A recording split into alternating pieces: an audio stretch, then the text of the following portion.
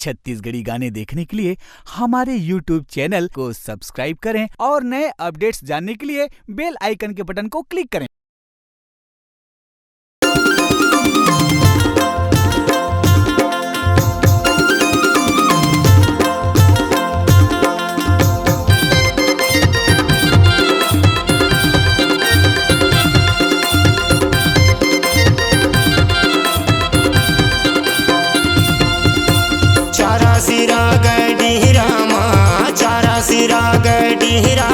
सन्नाटा सुअर होवे पिंजरा मा सन्नाटा सुअर होवे पिंजरा मा चारा सिरा गडीरा मा चारा सिरा गडीरा मा सन्नाटा सुअर होवे पिंजरा मा सन्नाटा सुअर होवे पिंजरा मा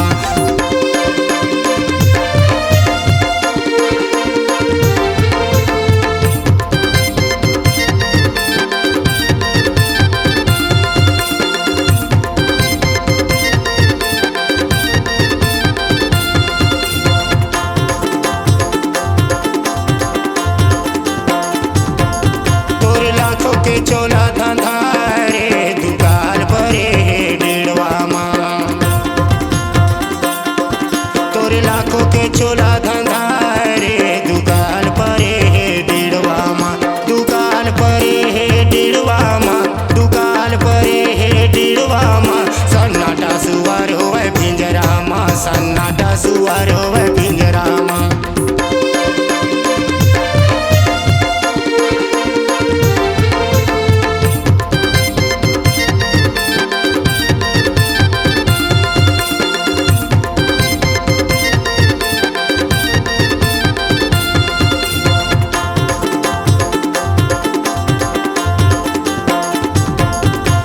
जादू टोना मा फंसाए रे मोहनी खवाए तिउरा माँ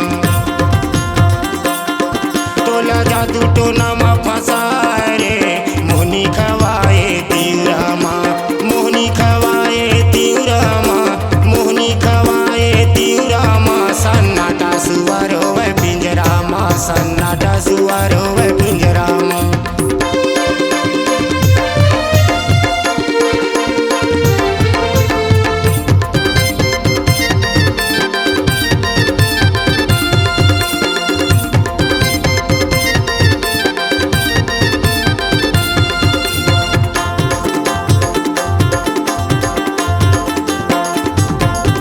जवानी के दिन आया रे फाका मारे घेरा कुंदरा माँ तोर जवानी के दिन आया रे फाका मारे घेरा कुंदरा माँ फाका मारे घेरा कुंदरा माँ फाका मारे घेरा कुंदरा माँ सन्नाटा सुअर होवे पिंजरा माँ सन्नाटा सुअर होवे पिंजरा माँ चारा सिरा गडीरा माँ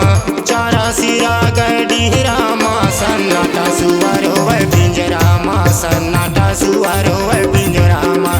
चारा सिरा गडीरा माँ चारा सिरा गडीरा माँ सन्नाटा सुअर होवे पिंजरा माँ सन्नाटा सुअर होवे पिंजरा माँ सन्नाटा सुअर होवे पिंजरा माँ सन्नाटा सुअर होवे पिंजरा माँ सन्नाटा सुअर होवे पिंजरा माँ सन्नाटा सुअर होवे पिंजरा माँ सन्नाटा सुअर होवे पिंजरा माँ। आपकी आवाज ही आपकी पहचान है। यदि आप अपनी आवाज को एक नया आयाम देना चाहते हैं तो चले आइए मल्टी ट्रैक डिजिटल रिकॉर्डिंग के लिए AVM audio video studio Khamtarai Raipur. Mobile number 9301523929 और 7869646201। यदि आप नए एवं पुराने गीत सुनना चाहते हैं तो avmgana.com में जाकर गाना फ्री डाउनलोड करें और YouTube चैनल में AVM गाना को सब्सक्राइब करें।